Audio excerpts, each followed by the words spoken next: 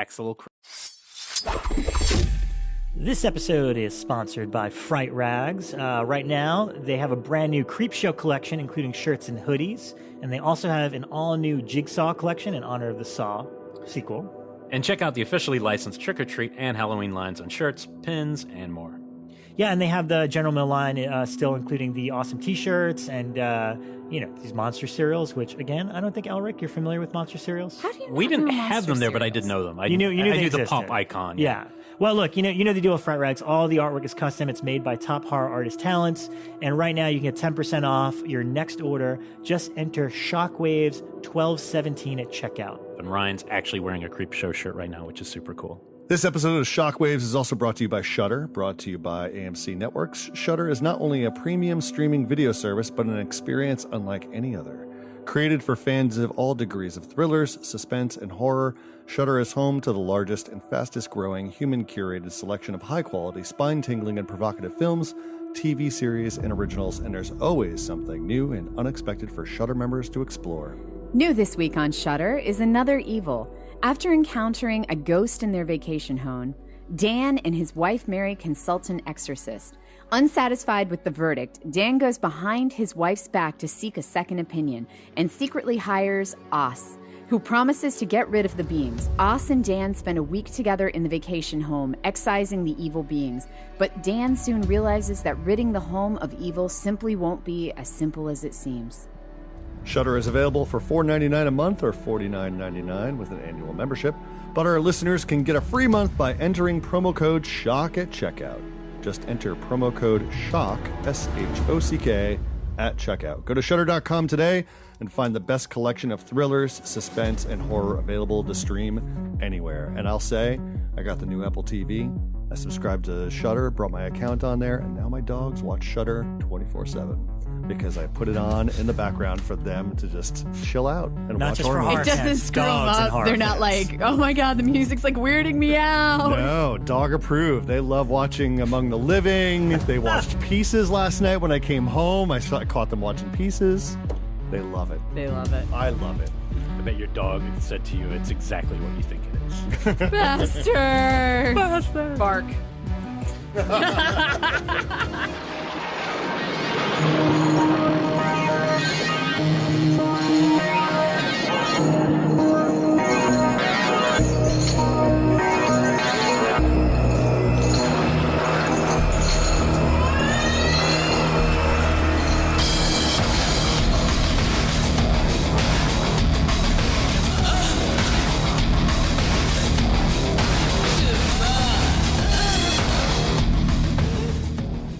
Hello and welcome to episode 73 of Shockwaves. Wow, we're up to 73. It's pretty insane. Wow. I'm one of your hosts, Rob G. Sitting with me is Elric Kane. Hey, man. Hey, man. How's How you it feeling, buddy? I feel You like, right? I'm developing telekinesis or something. You're gonna- My head is expanding. I'm doing my scanners today. I don't know what's going on. All right, you're going to make it. You're I'll gonna make make it it. through I'll the show. make it. Let's get talking We've only horror got and 2 then episodes. we're good. I'm good. Big day. Also with us, Rebekah McKendry. Hello, gents. How are you doing? Good. And also Ryan Turek. I'm feeling super. You're feeling super, huh? Right Feeling on. great. Not as happy as your dogs who watch Shudder now, apparently. They do watch Shudder. Look at that. There is so much to talk about. I'm just gonna dive right in, okay? Because I watched 2 by Dario Argento, one great and one not so great. So we'll have to. Oh, really? You both watched 2 Dark? That's I crazy. watched one Oh, Dario. okay. So let's start with the great. I had never seen this. His first film, 4 Flies on Gray Velvet. You and a lot of Oh, people. yeah, it's Well, that's not his pretty- first one. Is it not? No. Technically? I no, thought no, that that one was- comes after I thought this was before. I'm Googling Bird this with the now. Crystal Plumage Plumage is definitely first. I don't know what the problem was, but that was very hard to find for a very long time. Yeah, it says it right on the box cover that it is his lost gem. But Shameless, which I believe is a UK company, put it out on Blu-ray and restored the whole thing. Oh, cool. And it is an all-region release. I actually bought it off US Amazon. Oh, cool. It's a little pricey, but I mean, it's a lost Argento movie, so it's kind of worth it. This movie is freaking excellent. I was actually kind of blown away, and it's actually now up there as one of my favorite Argento movies. I like it more than Bird with the Crystal Plumage. Wow. It's basically classic early Argento. It starts with a band rocking out, an Italian rock A band. drummer, right? Is the It's lead a guy. drummer. The Yeah. main character is a drummer. And there's like, I mean, he is like directing wise, like he's just like fucking on game because there's like this amazing shot of the band, right, in like a circle, and then like it comes into focus and you're inside the guitar. Then you see the strings. There's like, man, like Dario's like directing the shit out of this thing. This is the one where the band members, like one of them keeps finding things around the house, and he's like, "Who the fuck left this here?" Am I confusing this? Sort of, not really. Okay. What happens is, all right, so he's in a band rehearsal, and he kind of like sort of doesn't get along with one of the guys in the band. He's got a wife, and he's got this guy that's following him, this really creepy guy in like a trench coat. And so in the kind of in the opening of the movie, he decides to follow him back and be like, "What are you doing?" And then it's just like one of the most bizarre like Argento scenes where he follows him into like an abandoned, like, I don't know, like a stage, like a place that like does plays or whatever. And then he gets like an altercation with the guy. The guy pulls out a knife, and the drummer ends up grabbing the knife and accidentally stabbing the guy that's following him. But while all this is happening, there's like some really creepy fucking weird dude with a mask on that's taking photos of the whole thing. Like just perfectly synchronized, where it's like, yep, caught you murdering somebody. And he's the same guy from Valentine. And I happen to be wearing my mask. He's wearing kind of a great similar, mask. I love that. It's a great mask. And then so from there, it just becomes this whole thing where it's like who like he's keeping this quote unquote murder a secret. And he's getting kind of like harassed by, you know, who could this person be? And then some more murders start happening with people kind of in his peripheral. And but one of the greatest characters I think in all of Argento's movies is the private detective, private investigator that he hires, who, you know, this is what, early 70s, super flamboyant gay man is the one that is hired. And he even says, he's like, I have zero track record. I'm not good at this at all. He's like, but I have a feeling that this is going to be the case that I crack. Nice. And there's a great payoff to that kind of joke. But yeah, I mean, this is just and yet again, kind of one of those weird Argento twists that you just don't see coming at all, where you're like, oh, alrighty then. Yeah. But I thought it was excellent. The music's great. The kills are great. And it's Argento directing and firing on all cylinders. So, and it was always hard to find. I saw a bootleg of it like 10 years ago, and I remember liking it a lot, but thinking it wasn't like major Argento. But again, it was a shitty copy. So no, this one's pretty. This one's pretty great. There's a regular restoration on there, and then there's one with I guess it's like extended, but it's like a few scenes here and there are standard def. Like it was the only elements they could find. But even that is literally just a few seconds here and there. I haven't seen that in ages. I gotta get it. Yeah, it's a great disc, and I definitely recommend it, especially if you're on an Argento kick. Nice. So what Argento did you see? Because then we'll circle back and I'll tell you. I watched Bird with the Crystal Plumage. Oh, okay. You got the You guys are doing the early stuff. Yeah, I love that film. I think it's really well made. Here's the funny thing. Whenever I go into a Dario Argento movie, it's like a whole brand new experience because for some reason my brain comprehends the aesthetic and the beauty and all of that stuff, but I always forget the stories. I legitimately forget who the killer might be. I forget that every time. I forget the inciting incident. I don't think that's a Dario thing. I think that's a giallo thing. I think giallos are just like I just never remember. There are some giallos where I'm like, oh yeah, I know who the killer is. I remember that. I remember this. You're right. Maybe it is Dario. Yeah, but for his movies, it's always a new experience going in. So Bird with the Crystal Plumage, which I've seen quite a few times, I sat down. I was like, oh, okay, this is the one about the journalist who witnesses a murder in an art gallery. And then I was like, oh, right. And then the girl that was getting, it wasn't even a murder. It was an attempted murder. He stopped it and the killer ran off. And it was about him piecing the clues together as to who the murderer was. What he really saw. But it is a fantastic film. And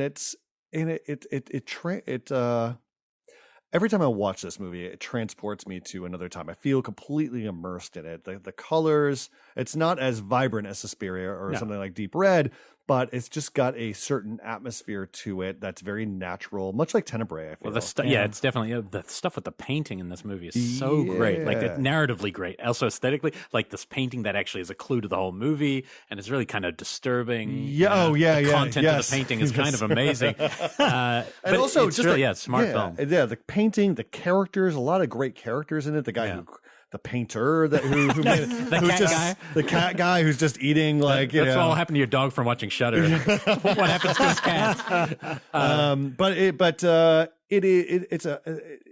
it's just a very well done movie for I believe it's his first script. Yeah, no, I looked it up. Bird is his first movie. His first second one is screenplay Cat of before Nine that. Tails, and then Four Flies. Yeah, he'd worked on He's a co-writer on Once Upon a Time in the West for Leon. Right, but I mean in terms of like first giallo, first his own thing. I'll tell you that this, and I probably said this not long ago, but when I went to that Argento all-nighter, the biggest revelation I had watching his work in a row was that those first few films, he's a writer. And at a certain point, he makes a conscious decision to not be a writer and to just be like an aesthetics director, which is actually what made him famous. And there's a period where that's just the best stuff ever. But what's interesting about those first 4 or 5 movies, his dialogue's funny. Yeah. The plots are smart. Yeah. So clearly he actually had a writer's mind and just got rid of it. He literally said no. Once he went to Suspiria, he went all the way down this other path. But what was interesting, too, is that he was talking about in the bonus features how the producers were like, they were getting dailies back, and you're like, hey, this isn't what we're seeing isn't really resonating as a thriller. This is something else. And he's like, no, just trust me. And then they finally got the movie back and they're like, okay, great. But what's interesting too, I remember reading that Tony Musante, who's the lead, was a pain in the ass. So it was just funny knowing that and how apparently they clashed a lot and then just seeing it come through. He's great. He's great in it. You know, he's really good. But really, just an awesome, solid giallo. Yeah, you know, boiling down to the black garbed, black gloved killer to the whispering on the telephone, and then the trail of breadcrumbs that he goes on. It bottoms out for I'd say about 15 to 20 minutes where you kind of feel checked out because the lead is just spinning his wheels and it's not going anywhere. But once he gets to the painter, that's when it kind of starts firing off cylinders and starts racing towards the finish. And those giallos are always about sexuality, which I like, because like slasher films are really just we use sex just that they had sex and then they died. Yeah. But these are always about a character who's like fucked up sexually or has a weird desire. And I love that about giallos. Yeah. They're always a little off, like I guess that's the weird Catholic Italian upbringing. Like, you know, it has to come out somehow. But it set me off on a November, December viewing spree where I'm just going to watch giallos. I want to make sure I pepper those in because Shudder had one on the other day and I almost got like caught up in it. I was like, no, I want to watch this from the beginning again. So. Yeah, I just pre-ordered Cat of Nine Tails because Arrow announced it and it's available through Diabolic DVD. I mean they've been doing a great job with these Argento titles, so it's like screw it, I got to get it. Yeah, Elric, hit us. I mean, I saw a bunch of stuff.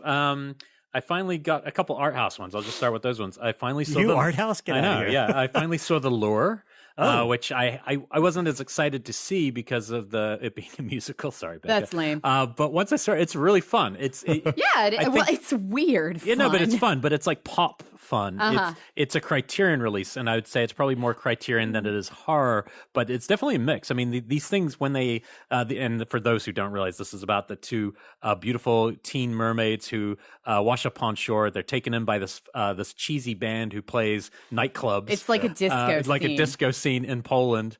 And then they basically kind of get into sexual relations with other people. But at a certain point, you do see them as almost like vampires, like they're vampiric. They have sharp teeth.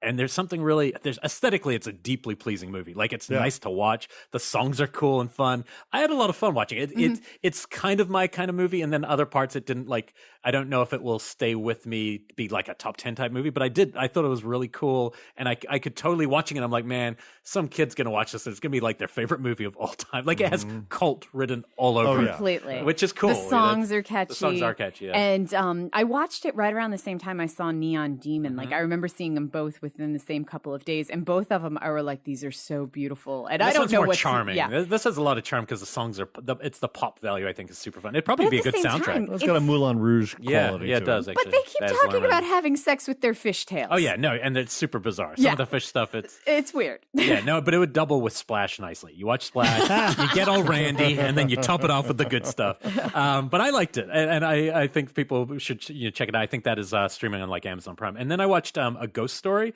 which I won't spend too much time on because it's definitely an art house film. It's not a horror film, but it uses a horror convention, which is the classic ghost. And it's actually it's a nice little movie. A lot of people said they thought it would be my kind of thing, and it kind of is. It's one of those movies that not a lot happens. So for those who don't know, it's very Terrence Malick-y, but it's Casey Affleck and Rooney Mara. And in the first few minutes, so I'm not spoiling anything, Casey Affleck passes away and basically is a ghost under a sheet, like a classic spook ghost, cartoon ghost. And he is forced to, you never see that actor really again under that. And he just watches as things go by without him. And it's got this very sad, very simple, minimal quality to it. It's one of those movies you're not feeling much as you're watching it. And then the second it ends, you kind of feel quite a lot, and you suddenly feel like you start thinking about yourself, and it's quite existential. But it's an interesting use of these kind of movies that take a horror icon or a horror thing, but really is not. There's no one in my mind who could really ever say this is a horror film.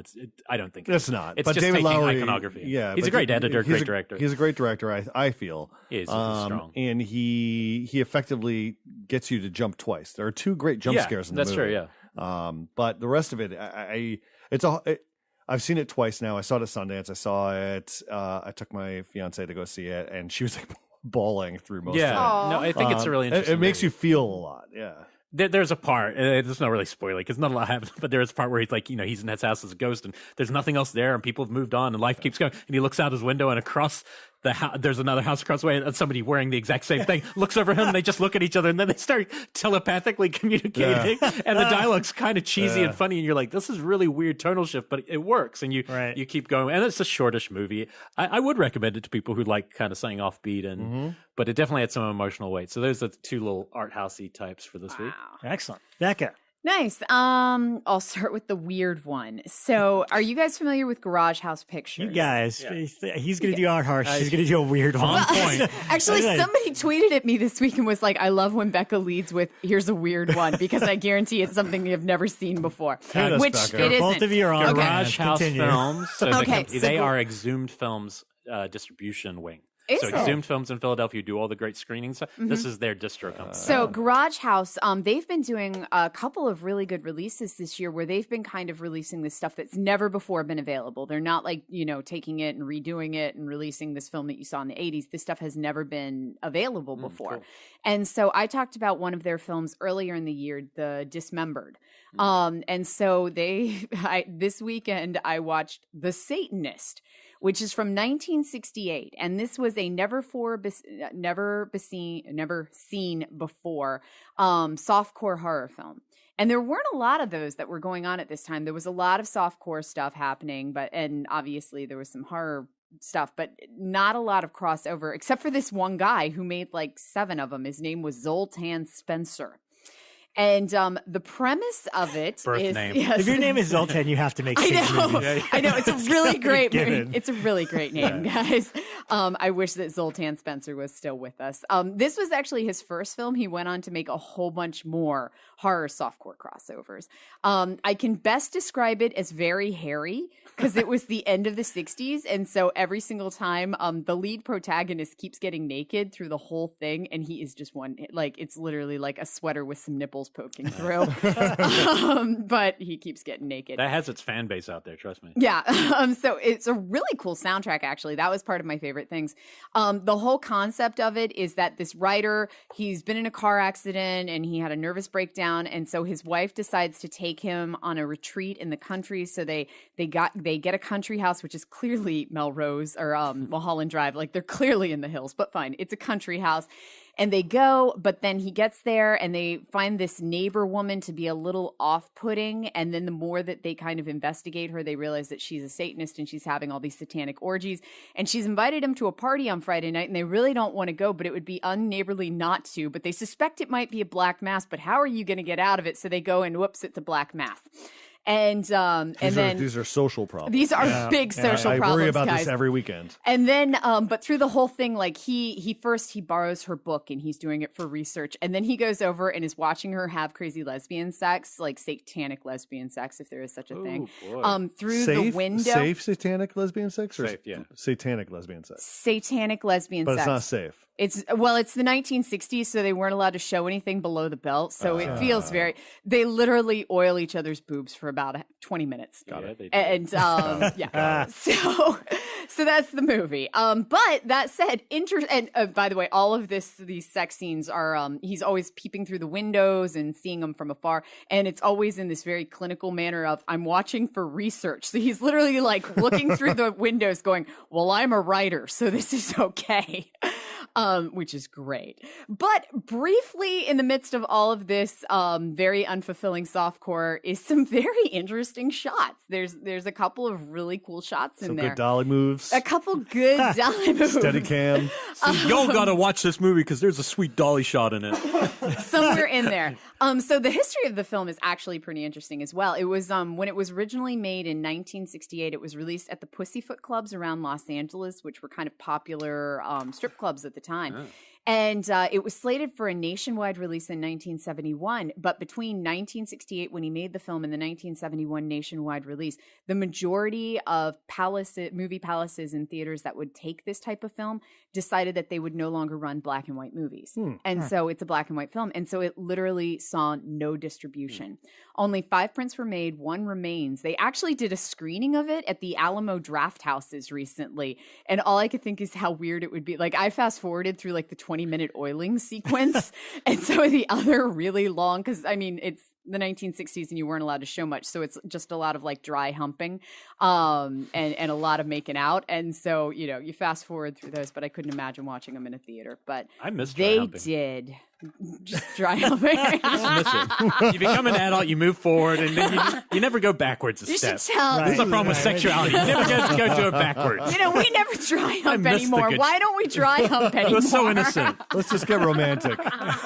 Let's just dry hump for a couple hours and do nothing. Dry hump. Yeah. Then I'll just go home. I want to be like Sydney at the start of Scream. Just above the clothes. I just want to feel that chafing again. Yeah. So this is The Satanist, currently on Blu-ray from Garage House Pictures. I think we sold it. Yeah, so if you see a spike in sales, you know where it came from. That's us. Okay, so this is the tough one. As I will not bore you with the details, but obviously my 3D TV, which I love very much, died on me. But I was able to find a new one, and it took a lot of effort. It's in 2016 because they don't make 3D TVs anymore. But I am an idiot that owns 150 3D Blu-rays, and I'm like, I need to be able to watch these. I love that you know the specific number. Oh, yes. You don't just say, I have a lot, or a bookshelf full. It's roughly 150, somewhere in that range. But anyway, the point being is my movie club, my Bad Movie Brigade, I emailed them all, and I'm like, here's a list of every 3D title I own. This TV will hopefully last at least 4 years, more than, you know. I got a tube TV that Joe Lynch gave me that's 20 years old. That thing is still going strong. But a goddamn Sony 3D TV lasts 4 years. Yeah. Anyway, I was like, look, we got 4 years to make it through these. What do you guys want to watch? Steve Scarlatta, good friend of the show. He's been on before. He immediately replied saying, I want to watch Dario Argento's Dracula 3D and I, Frankenstein, because I've never seen either. Why? And I was like, wow, okay. And then, I got to do that one. I got to do Dracula. Yes. You may want to talk to him, Rob. I'm a little worried about him. This is not surprising coming from Steve. So then I was like, you know what? I'm gonna triple down, because I had just got an import of, yes, a movie I hate, but I got the UK version of The Mummy, the Tom Cruise one, in 3D, because I was like, well, I want to watch it in 3D. And I was like, let's do a triple feature of the worst possible Universal reinterpretations: Argento's Dracula 3D, I, Frankenstein, and The Mummy. That's good thematics. Good job. Josh Miller was the first person to reply saying, brutal, I'm in. And so we were off and running. And let me tell you, it was quite something. It was fun. It was fun to see it with like-minded individuals, and we got to have a lot of in-depth conversation. Argento's Dracula is... it's a real bummer, because it's actually like kind of a missed opportunity. There's just something went wrong. Yeah. And what I mean by that is in 3D, it is spectacularly crafted in terms of like, there's so much beautiful depth. Like a lot of it takes place in the woods and stuff like that. A lot of it's in the daytime, which is kind of, at least in my memory, kind of a complete opposite of what Argento normally does. Like, but a lot of it's like brightly lit in the day. He found a girl, Ozzy is in it, his daughter, but he found a girl that looks exactly like Ozzy, but younger, to be Mina.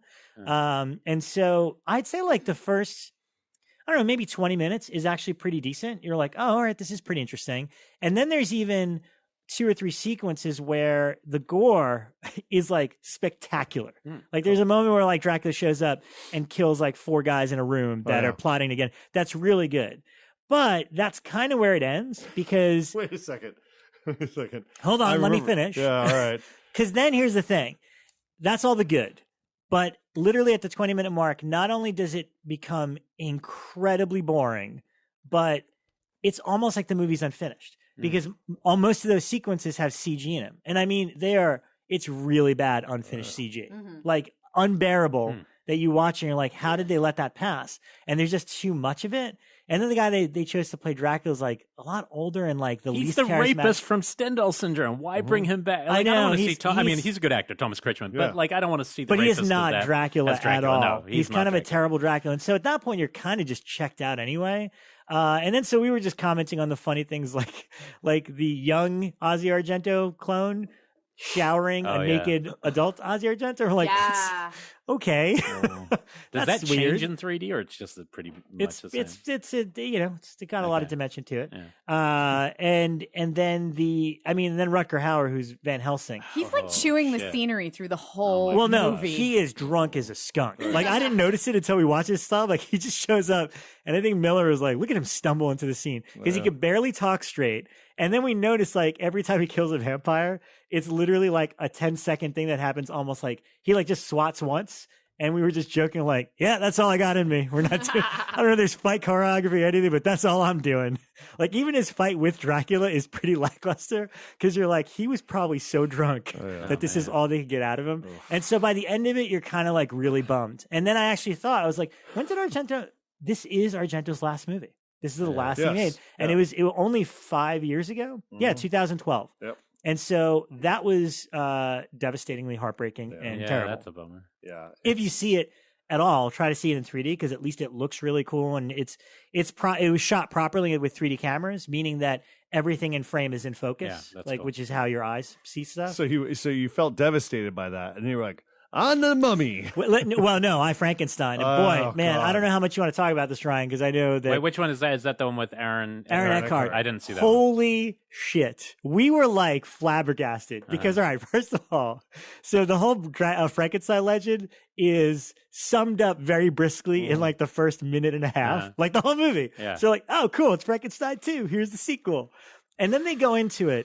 This has kind of been my problem with the Underworld movies is that they take it way too seriously that I just think it's stupid. I'm like, this is ridiculous. Frankenstein goes even further because instead of monsters, it's him in the middle of a war between gargoyles and demons. And also here's the other thing.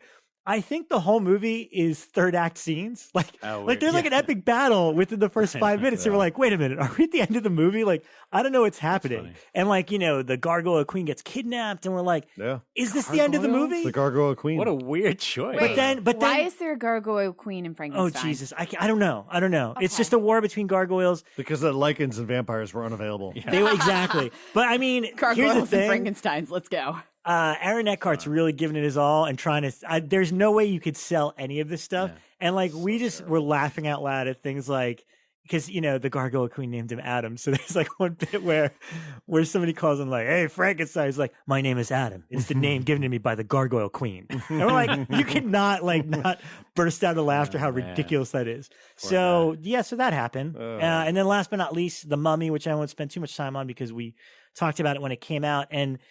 Basically, it confirmed what I initially thought, which is it's a complete misfire. It's kind of all right for the first 15 minutes or so when it's trying to establish its story, and you're like, okay, I'm sort of with it. It's kind of an action thing, and they even have a pretty unique way of getting to the Mummy. Where it completely misfires is as soon as it becomes a horror movie. And the second that she awakens, because that's the point where you could start counting all the horror movies it's ripping off. Like immediately like, here's American Werewolf in London. Here's Hellraiser or Life Force. Here's that movie. And more importantly, like Tom Cruise is just not capable of playing that character. And because we said this after we saw it, I was like, that's supposed to be Bruce Campbell. Oh, yeah. Literally, we recited every one of Tom Cruise's lines as Bruce Campbell. And it's like, he would have sold the shit out of that. Like, for example, when the girl's like, he just comes off kind of like an asshole and arrogant. Yeah. She's like, oh, you mean hieroglyphics? And he's like, listen, I don't want to talk about your mumbo jumbo. And like coming out of Tom Cruise, it's stupid. But I can totally see Bruce Campbell be like, listen, I don't want to talk about your mumbo jumbo. And selling it, and you still sort of like him. You're still with him. So in another universe, the dark universe started with Bruce Campbell leading The Mummy, and it would have been a much better movie. Tom Cruise rewrite. That's one of those movies you were like, okay, I could see this working, but you need to rewrite that character once you've got Tom Cruise. That's a different movie. Well, I I suspect that after doing Edge of Tomorrow, in which Tom Cruise played a coward, and it was like it began. I think the pleasure centers that come out of that is seeing Tom Cruise not be the action hero at the beginning and seeing him be this kind of cowardly figure. And I think that kind of enabled him to go, The Mummy, I could do something like that. It's just a little spin on it, being a big pulpy adventurer, you know? Well, that's the thing. It's like that from that moment, it never recovers, because then they shoehorn the whole Dr. Jekyll, Mr. Hyde thing, which doesn't work at all. Yeah. And then even like the ending, I don't know what the hell. Like, I still don't understand the motivation or what happened to everybody. Quite frankly, I'm totally okay with it. I'm bummed that we're not going to get The Bride from Bill Conning, because I thought maybe he could have delivered something cool. But they just need to, you know what? Give it to guys like Del Toro, who's making The Shape in the Water, which is his Creature of the Black Lagoon. Yeah, that's what we really should be getting. Not because it's also an original interpretation, not just a remake. And, you know, it's his own thing. So we survived barely. Nicely done. There you go. I saw a couple other new movies. I saw A Bad Match, which is a pretty small indie horror, which is David, I will brutalize the name, is it Chirichillo, who was one of the writers of Cheap Thrills. Yes. And this is a film, basically it's one of the first dating, because I always think of what a great, I want to see horror films set in the world of dating apps and really modern dating. I mean, this guy goes on Tinder and he changes dates all the time, constantly, and just sleeps with women and then leaves them in the middle of the night. They don't portray him at the start as a total asshole. He works in the tech industry. Chase Williamson is his partner in at his business, and Chase is really funny in it. And the setup's nice and real. It's a very simple setup, and then basically goes on a match with a girl who he thinks acts a little crazy, and she's too into him. He becomes an asshole pretty quickly in his not wanting to call her back, and then he starts projecting a little bit. Is she fatal attractioning him, or is he making that up in his head? And things start to escalate between the two of them. And I don't necessarily think it totally worked where it went, but I thought the ride was pretty good. Like especially for a simple, small indie, I enjoyed it. Like it's not, it's not aiming that high for what it's trying to do. It's a very simple, self-contained story, but it works for the budget and stuff. I thought it was kind of cool. I think I would have liked it to maybe be more horror. Like I feel like it wasn't pushing the horror side of it enough, and then it all kind of comes at the very end of the movie. But it wasn't a bad one. And then I saw one that was really well made, but I realized I might have outgrown these kind of movies. The Killing Ground is on Netflix right now. It's kind of basically, I call it Last Tent on the Left. It's basically Wolf Creek if you took out the charm of Mick. And that's when I realized I don't need those movies in my life anymore. Like, this is well made. The director's not doing anything wrong. It's just the kind of story it is. It's set in Australia in the outback. There's a camping trip. A couple are going camping. They see a tent next to them that the family never come back to. And then you're seeing flashbacks to, so it's kind of like time jumps to see what that family's going through, leading up to something bad is going to happen. Then you meet these two kind of, two guys in the same world as Mick, but like a lot kind of just nastier, and there's nothing charming or funny about them. It's just kind of grim, and they kind of they obviously go after this first family that's no longer present, and then you're in the current story with the characters you followed camping and realizing, oh, now they're gonna have to square off against these people.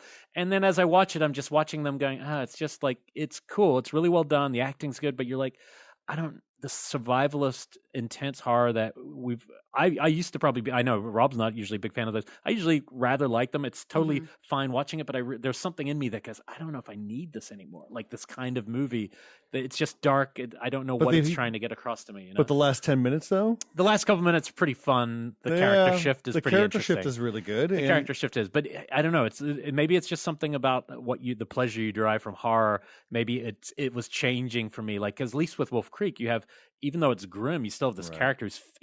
I don't just mean charm as in humor. He's constantly fascinating. Sure. Take that out, and I think it's just a little just grim. Yeah. And I felt that's how I felt about this film. I had a gasp moment for me. There was a moment with a child that really, really worked. I think the director is really solid, and I'm very curious to see what he does when it's not in the survival horror world now. Yeah, no, it was perfectly well made. And I think if you're into movies like that, or like, Kidnapped or home invasion movies and things like, it's definitely might hit those sweet spots, but I think they're a little, I would say Hounds of Love from this year is a lot more interesting, a movie with a similar kind of tone.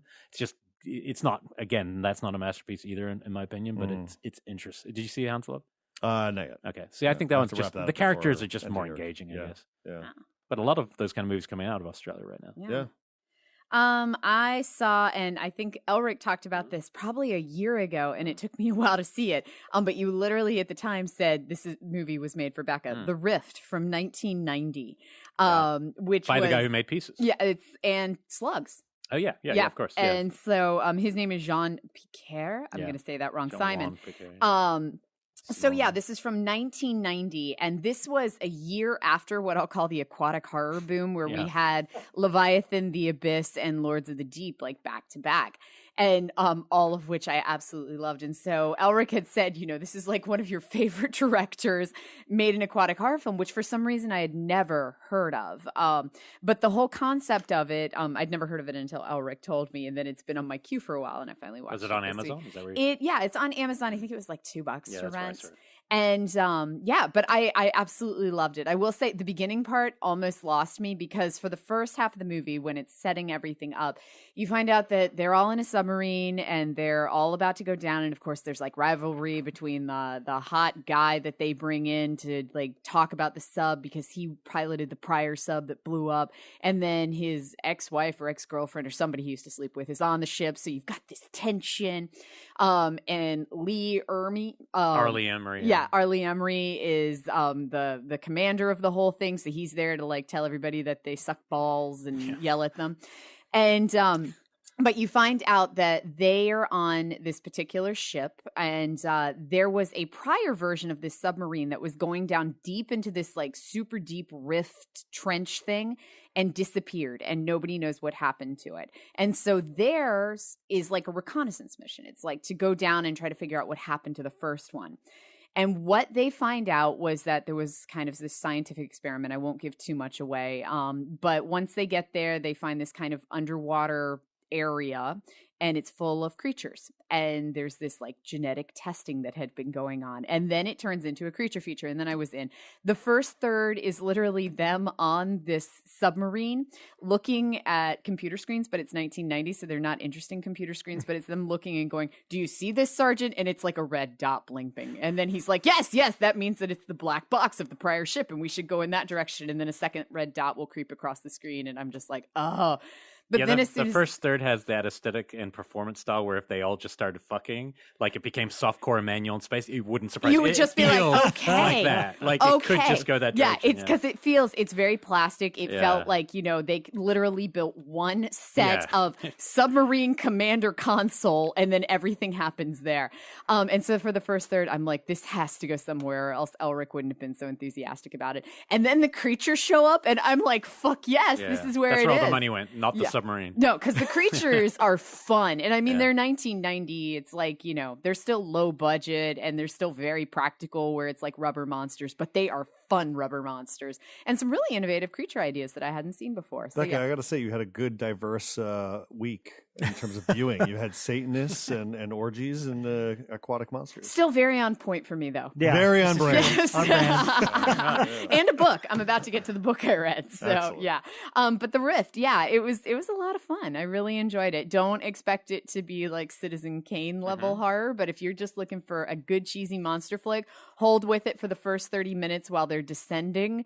Once they actually get down and the monsters show up, it's fun. Or just ask Bekah what chapter mark to jump to and just jump to. Yeah, just go. Yeah, it looks like Kino Lorber put this out on Blu-ray, and it's The Rift, a.k.a. Endless Descent. So it's the alternate title, if you will. I'd love to read something about him as a director. I mean, given that the movies he's made are so wild. Yeah, Pieces, Slugs, and The Rift, and all three. And he made Cthulhu Mansion. I think that was him. I got to Google that. Let me check that before I say that. It just seems like he feels like one of those directors. There's probably a real story behind. Like there's probably something. I do know the producer of Pieces, ripped everyone off and then took off to Mexico and was never seen again. Like no one. The rights to that were a problem at some point because he just disappeared. Right. But I love movies like that. So I'm going to double check, but I think he did Cthulhu Mansion. But proceed, and I will get back to you. I have two other titles. One is the Limehouse Golem, which came out this year. That's one McGarris recently posted about, right? Did he really? Yeah, I think he said he really liked it. It was something that it kind of just got ushered onto VOD unceremoniously. Juan Carlos Medina directed it. I think they shot it last year, came out this year. Olivia Cook stars along with Bill Nighy, period piece. set in London before the Jack the Ripper murders. Basically, you've got a maniac running around town, chopping people up, and they all suspect they don't know who the killer is, but he keeps signing off as the Golem. Everybody's like, the Golem? Who's the Golem? And Bill Nighy has been tasked to just find out who the killer is. He turns to Olivia Cooke, who is a woman suspected of murdering her husband, poisoning him. And Bill sees a connection between her and the Golem in terms of following kind of like the trail of breadcrumbs of why he suspects her husband was the killer. And if he can peel away at her emotional layers and get into the relationship between the two, she might provide clues as to who her husband was for real. And so we kind of bounce back and forth between their present day, and the past of her being raised in this abusive relationship with her mother, and then getting admitted into this acting troupe and performing with all these actors, and somehow all the actors are all suspects of being the Golem. So they kind of bounce back and forth, and it's a really beautiful movie, and it's purely a procedural tale. Not necessarily scary, incredibly gory. If Fangoria was still around, I'm sure one of the gore gags would be on the front page. But at the end of the day, I was just like completely let down, because I just felt like it led us down a trail that wasn't very exciting. And the reveal of there was like a big reveal in the last 20 minutes, and it just wasn't. I told Ciara, I was like, it began like a period piece 7, because Bill Nighy is kind of like a washed up detective, and it's Jack the Ripper period, and he's paired with this kind of new detective who's out to prove himself, and they're kind of piecing the clues together. But it was just like, I don't really care about any of this. I wasn't emotionally invested in any of it. So I know you telling me Mick liked it. He's not the only one. I've run into a bunch of people that are like, this is surprisingly good, but just didn't impress me. What was the name again? The Limehouse Golem. I just calling that the Golem, I'd want to see it as soon as it's called the Limehouse Golem. Well, and I'm looking at the synopsis, and it's very misleading. A series of murders has shaken the community to the point where people believe that only a legendary creature from dark times, the mythical Golem, must be responsible. There's no fucking creature in this. Yeah. But there might be the perception of the people. There was not. I didn't feel there was a perception. That's where they're wrong. And then I'll just pair it up with another Debbie Downer review. I watched the Resurrected from 1991 with Chris Sarandon. Oh, I have that sitting on my to-watch shelf. Bonkers! Oh god, Dan O'Bannon. Woo! I mean, like, Did I know you watch Dan the restored version? No, I watched whatever I just popped in, because I've never seen it. Wait, but on the Blu-ray, it's the fancy director's Blu-ray cut. that you got. Is it the director's cut? Yeah, that's the director's well, there you go. cut. That's what I watched. Thanks, Shout Factory, Scream Factory. It's the Charles Dexter Ward story. Chris Sarandon giving it his all. Yeah. The lead actor who plays this like private eye. It's so fucking 1991, man. It is so like, it begins with a PI, and he's enlisted by this married woman, and of course, like, the coverage of it is like the woman walks in, and he looks immediately down at her finger. Oh, she's got a wedding band. Maybe I should flirt. Maybe I shouldn't. And then she opens the door for a little flirtation. And then she mentions her husband, and she kind of shuts the PI down. And then it's like, okay, I see how complex this movie is going to get. Chris Sarandon comes in. Yay, he's going to save the day and maybe save this movie, but he's sorely misused, I feel. But the sequences with the actual creature. But the sequences with the actual awesome. Like Lovecraftian everything horror. Lovecraftian is awesome. Everything fucking else does cool not. as shit, man. Yeah, it is a bummer in that way. There is some It's really stranded. great nightmarish monstrosities that are created, but I couldn't tell you what the fuck this movie's about, honestly. It's just a very bizarre one. Wow. Yeah, there's some weird mental hospital sequences too. And, Well, it begins in a mental hospital, much like Reanimator, In the and Mouth of which a Madness, bunch of and it has all those kind of a bunch of links, people come running in, and they're like, "Oh my god, you got to open the cell!" And they open the cell, and it's blood everywhere, and there's a corpse, and there's a severed head somewhere else, and a broken window, and they're like, "How did this happen?" And we go back in time, and we figure it out. But I still think that one's worth our people listening checking out because the monster stuff is so good. And Lovecraft, it's so frustrating that they get the sell Lovecraft. people on 5 minutes of screen time. Do not sell them on 5 minutes of screen time. But the Lovecraft elements they actually get right for a change, which is always so hard to do. But it's the movie they get wrong. They get I don't care about that kind of. The character though looks like he could exist in the same world as Night Flyer. Night Flyer is a much better movie. But you know how the Night Flyer also has that kind of cheesy palette of the actual world being. It feels I work in an office and I'm a journalist. It feels like a pulp novel. And there's also a voiceover. And so he's just like, she came to me on a rainy night. 90s neo-noir, but noir is kind of weird. But and I double checked, and the guy who directed Pieces, Slugs, and The Rift also did do Cthulhu Mansion. Wow. Boom. We have That's that a flashback video. Yes, and you have my copy of Slashback Video. Oh, that's your copy. That's my copy of There you go. Cthulhu Mansion. Anything else, Bekah? You read something? Yeah, so I've been doing a project for a company on young adult horror novels. And so I've been reading young adult horror novels like a lot lately. And so most of them I'm kind of like, yep, those are teenagers in peril. And then this one I really, really liked. So I had to talk about it on the show. It is called The May Queen Murders. Just came out earlier this year by Sarah Jude. And it's set in the Ozarks, which I really don't know much about, but I started. See the show, The Ozarks. I know. I need to watch it. Dave watches it, but I've never caught it. But I ended up researching the Ozarks in the community, and it sounds very much like the Appalachian area, how kind of isolated and rural it is in that regard. Can I stop you for 1 second? Because you mentioned the Ozark. So I never even heard of Ozark until that show on Netflix. And I forgot to mention that the Linda Blair Wes Craven movie that I watched 2 weeks in summer is set in Ozark. That's wow! Like, whoa! So it keeps just coming up. Yeah. The only thing I knew about the Ozarks from before was I was watching the movie California with a K a couple of months ago. Shave that dog and teach to hunt. At the very beginning, when they pull up and they see Brad Pitt and Juliette Lewis standing there and they're getting ready to pick him up, she turns to him and says, "Oh my God, they look like Okies." And so I Googled what an Okie was. And then it was like people from the Ozarks. And I was like, oh, okay. I thought Okies were people from Oklahoma, from the John Steinbeck novel. I thought that's where Okies come from. that, Oklahoma is Says the guy from New Zealand. Yeah, way to go. Hey, I read a book. When I Googled it, the indication was that it was like a derogatory term for poor rural people. They should be in Ozies. The Ozarks. The Ozies. Ozark's making a huge comeback. That's That's what I'm saying right now. Ozarks is is coming up set Ozark. in the Ozarks. And, it's about a girl who lives in, I don't even know how to describe it. Like we have them in Virginia, but I'll describe it as like a hippie commune, but it isn't like a hippie commune. It's just a group of people who have kind of always lived in this little area, like a glen, which is what they call it in the movie, or a valley. And you refer to yourself as being valley folk. And then people who live over here, like there's trailer park people, but they call them rollers. And then they have the townies. So the town itself is very divided. And they have a couple of murders kind of occur within this little glen that they live in. And they keep thinking that it has to be people from outside because no one in the glen would do this. But it ultimately becomes kind of a slasher, but a murder mystery at the same time, all from the setting of a 16-year-old girl.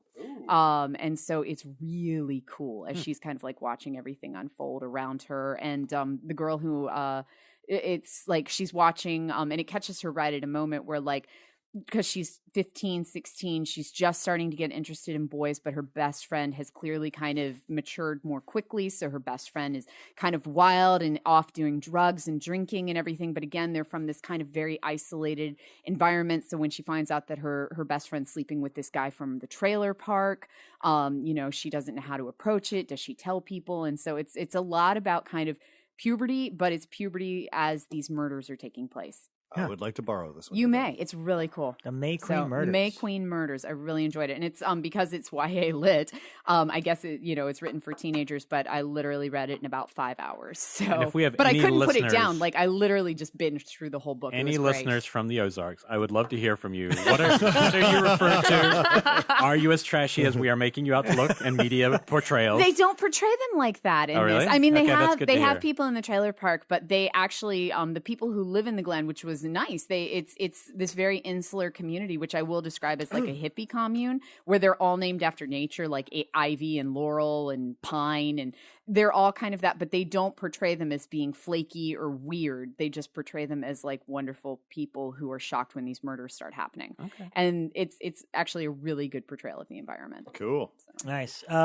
Before we wrap up and go to our guest, I just want to say really quick 2 things. One, I purchased Night School based on Ryan's recommendation. Yes. It is everything you said it was and more. Yep. I was blown away by the long, suspenseful moment that you're telling me about because it was one of those, when is it going to happen? Where's it going to find it? Where? So Night School is legit. Yeah. I just wanted to back you up on that one awesome. From Warner Archive. And lastly, I just want to say I picked up Arrow put out the George Romero set called From Night to Dawn, which is his early films. It's the Season of the Witch. There's Always Vanilla. There's Always Vanilla and The Crazies. I have not watched the movies themselves yet, but I dug into the special features for the set, and I got to tell you, it's really terrific. On the first disc, there was 2 pieces. One's called Affair of the Heart, because that was the original name of There's Always Vanilla, is The Affair. Oh. And it's all new interviews with, pretty much all the people that helped make Night of the Living Dead, and kind of, this is a fascinating period that we don't know a lot about in terms of George's history. And so I just thought, wow, this is super cool. And the movies, like the clips that were in there, looked like they really went back and restored them.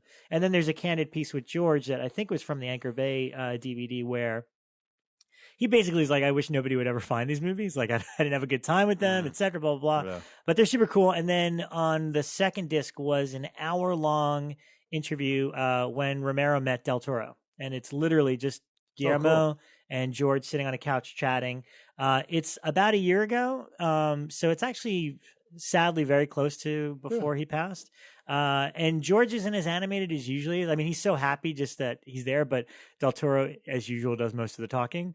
But it is a really fun chat, and it was just super cool to see. And again, it's like, I kind of like that this set exists, and now, they just announced Criterion's doing Night of the Living Dead. Yeah. So it's great to see George, especially early George work, coming out and getting kind of restored and available to us. So kudos to Arrow for that box set. I think it's pretty great. And I'll quickly end by saying, Elric, we were both right. What about? The term Okie does refer to people in Oklahoma. In case you were wondering. In case you were curious, it actually originated during the Dust Bowl. Great Depression, it refers to people from Oklahoma, Texas, Arkansas, and Missouri. Okie dokie. So it was originally people from Oklahoma, but it's everybody in that kind of Dust Bowl region. The more you know. And I just want to give a shout out to Stephen Greger, who sent everybody on the team his first issue of his zine, What Monster, an almanac for the horror movie Anorak.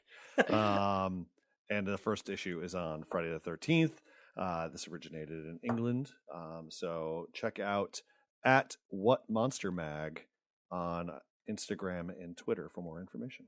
Great. I can't wait to dig into this. Hear from our sponsors, and we'll be right back. This episode is sponsored by Fright Rags. Right now, they have a brand new Creepshow collection, including shirts and hoodies. And they also have an all-new Jigsaw collection in honor of the Saw sequel. And check out the officially licensed Trick or Treat and Halloween lines on shirts, pins, and more. Yeah, and they have the General Mill line still, including the awesome T-shirts and these monster cereals. Which again, I don't think Elric, you're familiar with monster cereals. How do you? We didn't have them there, but I did know them. I knew the pop icon. Yeah. Well, look, you know the deal with Fright Rags. All the artwork is custom. It's made by top horror artist talents, and right now you can get 10% off your next order. Just enter Shockwaves 1217 at checkout. And Ryan's actually wearing a Creepshow shirt right now, which is super cool. This episode of Shockwaves is also brought to you by Shudder, brought to you by AMC Networks. Shudder is not only a premium streaming video service, but an experience unlike any other. Created for fans of all degrees of thrillers, suspense, and horror, Shudder is home to the largest and fastest-growing human-curated selection of high-quality, spine-tingling, and provocative films, TV series, and originals, and there's always something new and unexpected for Shudder members to explore. New this week on Shudder is Another Evil. After encountering a ghost in their vacation home, Dan and his wife Mary consult an exorcist. Unsatisfied with the verdict, Dan goes behind his wife's back to seek a second opinion and secretly hires Os, who promises to get rid of the beings. Os and Dan spend a week together in the vacation home, excising the evil beings. But Dan soon realizes that ridding the home of evil simply won't be as simple as it seems. Shudder is available for $4.99 a month or $49.99 with an annual membership, but our listeners can get a free month by entering promo code SHOCK at checkout. Just enter promo code SHOCK, SHOCK, at checkout. Go to Shudder.com today and find the best collection of thrillers, suspense, and horror available to stream anywhere.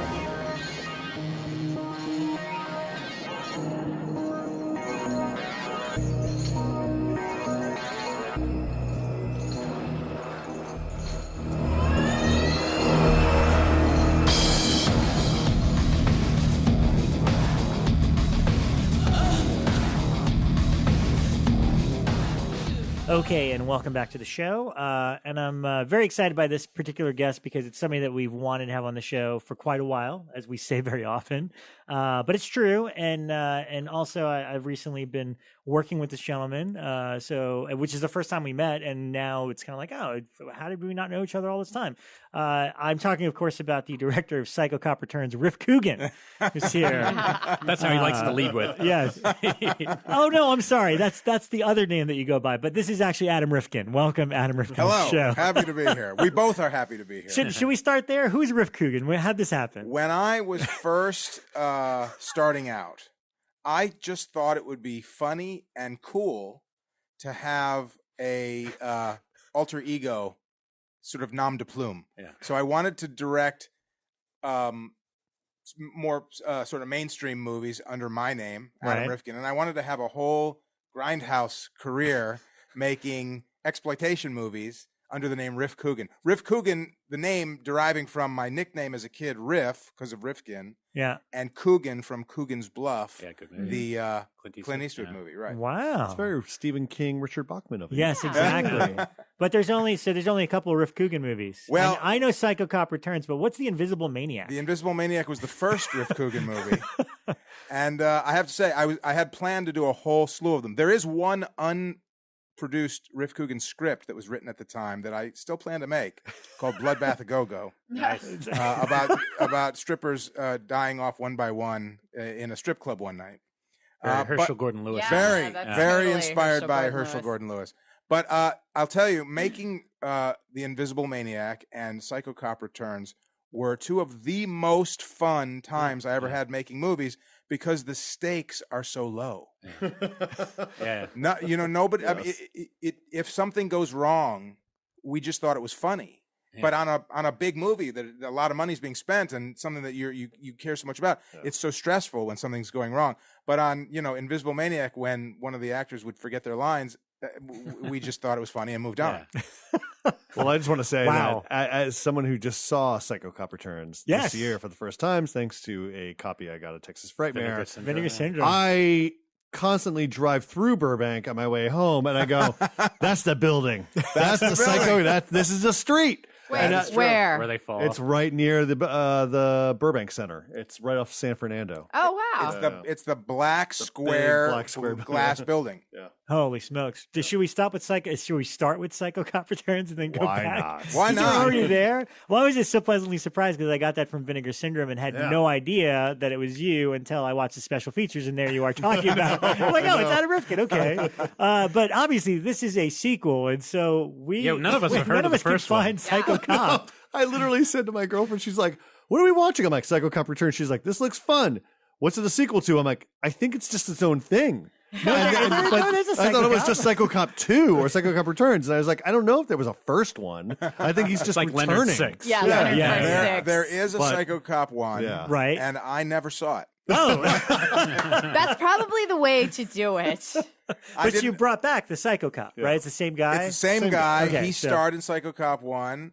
So he's your continuity. Bobby- Yeah, did he take you to task on canon at any point where he was like, I lost my hand in part 1. Why do I have this back? Or was he just like, whatever, man? He was so cool. His name's Bobby Ray Schaefer. He's a great guy. We still know each other. He actually had a big role on The Office. You'd recognize him. He's been in a lot of stuff.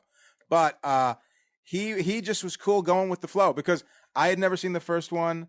The writer is my friend Dan Povenmire, who has gone on to actually create Phineas and Ferb and a lot of big Disney franchises. But I don't even think he saw the first one. So we just kind of felt free to just embrace the character and do what we wanted. And the hardcore Psycho Cop 1 fans didn't seem too upset. So right. And was Maniac Cop in your mind at all? Because that was before these, right? Maniac Cop is whoever made Psycho Cop 1, Maniac Cop was in their mind. And they ripped off Maniac Cop in creating Psycho Cop 1. Right. And I, of course, was aware of the Maniac Cop movies, and I think they're great, but I wasn't the one who thought, let's rip off Maniac Cop. I just sort of went with the flow and made Psycho Cop Return. Excellent. Which also has an amazing sequence that it was so weird because when I first watched it, I also got the Vinegar Syndrome disc. It was right after I watched that big documentary on like the LA riots and stuff. So I had just watched a thing about Rodney King. Yeah. And you reference it in such a kind of amazingly satirical way in your movie. That was our attempt at being political and topical, and controversial. Right. Because at the end of the movie, everybody at that time had seen the Rodney King videotape over and over and over and over again. Rodney King being beaten up by all these white cops. Yeah. Right. So we thought it would be controversial and political to have Psycho Cop, a white cop, being beaten up by all these black guys. Yes. So, but there were some white guys in the crowd too. But anyway, just seeing the cop get beaten up by all these people, a reverse on the Rodney King video. Right. So inadvertently, I did the most weird, bizarre double feature of all time. That documentary in your movie. That's what was how it's meant to be seen. Yes, of course. I did. You were like 20 years from now. I hope somebody sees that. I will tell you this, if I may. You say 20 years from now. When we were making Psycho Cop 2, I never thought the term Psycho Cop 2 would be uttered by anyone 20 years later. Yeah. I thought it was purely disposable. It was going to be seen, digested, shat out, and never again spoken of. Yes. Within a month after we finished it. But the power of Blu-ray. I love it. But here is this beautiful Blu-ray with a gorgeous slipcase, made of the hardest material. And it's shiny. I was actually looking at it the other day, and it's beautiful. It's beautiful. It's a piece of work. I'm shocked, and by the way, and thrilled and honored. It's been a lot of fun. I had no idea it had fans. I think when we talked about this a couple episodes ago, I think it was just a great time capsule of a time in which we were all growing up, and our tastes were shaping. We were Fangoria loving kids. Julie Strain was an awesome scream queen. Yeah. Oh my gosh, Rhonda Shear would have hosted this movie on USA Up All Night. It was just a very formative type movie. And it was just great tripping down memory lane, having never seen it before. And then going, oh, this is exactly what I would have liked. Well, that's cool. Eaten pizza too and drank a whole lot of Mountain Dew and just like dreamt very fondly of Julie Strain that night. That's great. Well, I want to go back to the beginning, but I also want to note, because this is the interesting thing about your filmography is, I think much like, John Landis is kind of pegged as one of the Masters of Horror guys, even though most of his body of work is comedy and not really but he made American Werewolf in London. And you have a similar thing where you made movies like Detroit Rock City and The Chase, and there's some horror in there, but not a lot. And yet I still consider you one of the horror guys. Well, I appreciate that. Thank you. Horror is my first love. Yeah. I grew up loving movies because I loved horror movies first. Mm-hmm. And in fact, my introduction to horror movies came from Svengoolie. I grew up in Chicago. Yeah. Mm-hmm. And Svengoolie, I lived there for a while, and Svengoolie was great. He's still going. He's still doing it. Yeah. Oh, he still is. That's he's great. Still doing. He's on MeTV every Saturday night across the country, which is so comforting to me when I watch him every Saturday night here in LA. But I saw all the Universal horror movie, all the monster movies from Universal on Svengoolie. I saw all the Hammer horror films on Svengoolie. I saw all the AIP drive-in movies on Svengoolie, all the Japanese giant monster movies on Svengoolie. Everything I saw first on Svengoolie. And so, and the movies that I made as a kid growing up with my neighborhood friends were always horror movies. And it's interesting that I've made so few horror movies in my adult life because I love it. I have such a fondness for it, but I haven't really. And by the way, even the horror that I've done is all kind of comedy horror. Mm-hmm. None of it is truly horror. And I really would love to do a straight up scary as hell horror movie, and I plan to do that at some point. So what's your subgenre of choice? My sentimental favorite is always going to be the Universal monster movies. Those were the ones that I just connected to and related to those misunderstood monsters. You know, they all had such pathos. I didn't understand that concept when I was a kid. I just felt like these monsters are my friends. I wish that they would be. I could hang out with them and scare all the, you know, my friends at school with my pet monsters. But then I really started to evolve into loving all kinds of horror movies, and then loving all kinds of movies, just period, as I got older. You know? Well, where did it start for you? Because obviously you did a lot of writing. You did, obviously you've directed, but which thing did you pursue first? And because you said you made films with your friends in high school, so were you aiming to be a writer or a director or both? Or I always wanted to be a film director. When I was 5, 6, 7 years old and making movies with my sister and my friends with my father's Super 8 film camera, I didn't write the scripts. I just shot stuff as we just made it up as we went along. And to me, that was the fun of making movies, was shooting. And I really kind of turned to writing out of necessity, because I knew that nobody was going to let me direct something. I moved out to LA when I was 17, and I figured out pretty early on that there was no magic to getting a movie made. You just needed the money, and then you could make a movie. And then you needed more money than you need now. I mean, you can make a movie super cheap now. But in those days, you still needed a lot of money, even if it was a tiny movie. And so I just started knocking on doors trying to get money to get movies made. But I knew nobody would let me direct one if I didn't have something written that they liked. And I remember the story of Rocky. I remember when I was first writing scripts that Sylvester Stallone wrote it, and they wanted to buy it. And he said, the only way I'll let you buy it is if I can star in it. Yeah. And they wanted it so badly, they agreed to let him star in it. And I thought, well, if I write a script that somebody wants badly enough, they'll let me direct it. Which, of course, didn't quite work out. I guess it did kind of work out that way, but it's not because they wanted it so badly. It's because I was so cheap that they knew they could make a super cheap movie and pay me nothing. That's how I got my first movie made. And what was your first job in the business? My first. This is going to sound bad. I mean, this is going to sound lame. I mean, it's going to sound like I'm patting myself on the back. The first job I ever had professionally in Hollywood was writing and directing a movie. Okay. Wow. You didn't PA or spend a year getting You went right to it. I never did. I got very lucky when I was 19. The first script I ever wrote was a script called The Dark Backward. And it was, and I knew when I was writing, it's an oddball kind of movie, and I knew that I was never going to be able to afford movie stars or big special effects, but I thought my production value could be something, if I did something unusual enough, that would make it stand out. I wanted something to stand out from other movies. So I wrote this movie called The Dark Backward about a stand-up comedian who grows a third arm, and I didn't really know how to pursue finding money for a movie. So I was knocking on doors of like lawyers and dentists whoever had like the biggest ad for their business in the Yellow Pages. I kid you not. I would go and knock on their door and say, and I thought to myself, well, they can afford a full page ad in the Yellow Pages. They must be rich. They'll want to fund a movie. None of course did. And for some reason, this one lawyer who I approached took pity on me. And it was exciting to me because he was the lawyer who had been involved somehow with the original deal on Easy Rider. Oh, right? wow. And so I thought, hey, real Hollywood, right? So he sat me down and he said, look, you're going about this all wrong. You don't go to lawyers and doctors and dentists for money. There are production companies that do this. You approach them professionally and they'll assess your material and then they'll see if they want to fund your movie. So there was no internet then, so I had to research who the production companies were. You'd have to get like a book. I think it was like a Hollywood 411. A guide. And so I approached all these different production companies with this script, and they all said no. But one of them was a company called Scurus Pictures, no longer exists, and they said no. But the reader at that company went to high school with a young producer. I was 19; they were like 21.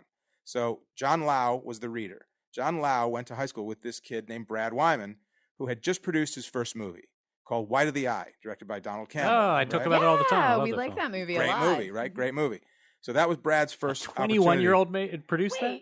Brad and Cassian Elwes produced it together Crazy. for Cassian? Yeah. Wait, Wow. is this Brad that is now just did the Rob Zombie movie? Yes. Okay, he's friends with me on Facebook. Okay, I yeah. talk to him all the time. That's him, right. Okay. So Brad and Cassian at the time, Cassian Elwes, who's produced a million great movies, and he's got a big Oscar contender this year, Mudbound he produced. Anyway, they were kids working for Cassian's stepfather, Elliot Kastner. Wait, Brad runs a crowdfunding campaign company now, right? Now, yeah. Okay, okay. So Cassian and Brad were working for Elliot Kastner. Elliot Kastner, classic old-time producer, produced a lot of Paul Newman movies, Brando movies, Richard Burton movies.